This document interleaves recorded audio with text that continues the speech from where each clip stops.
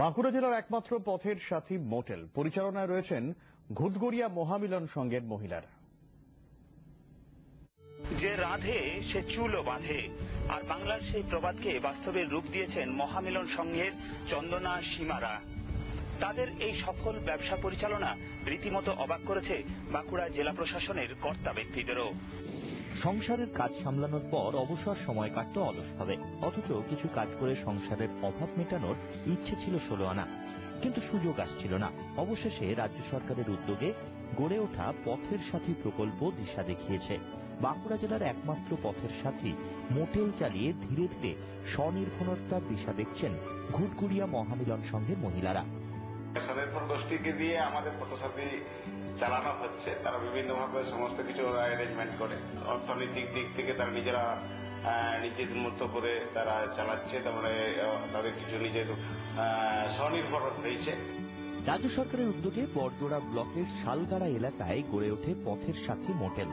পর্যটক ও পথ চলতি সাধারণ মানুষ খুব কম খরচায় এই মোটেলে রাত কাটাতে পারবেন। এই মোটেলে রয়েছে 3টি সুসজ্জিত এসি রুম ও 2টি নন এসি রুম। এছাড়াও আছে আলাদা ডাইনিং ও কিচেন।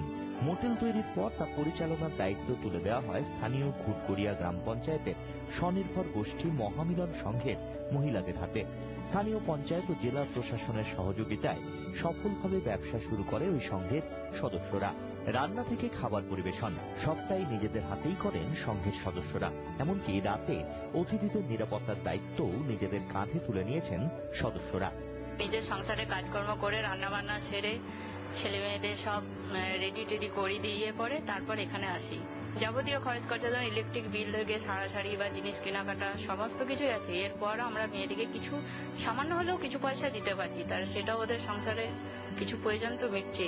গেস্টদের এলে পরে খাবার দাবার আমরা করি, আইটেম করে সবাইকে দিই, আর করি। 10 জন থাকে এখানে, 10 জন মিলেই আমরা এরকম করে করি কাজ।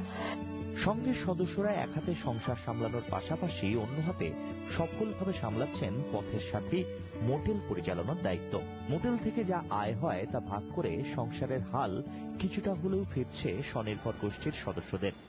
বাঁকুড়া বড়জোড়া থেকে হীরক মুখার্জি, জি 24 ঘন্টা।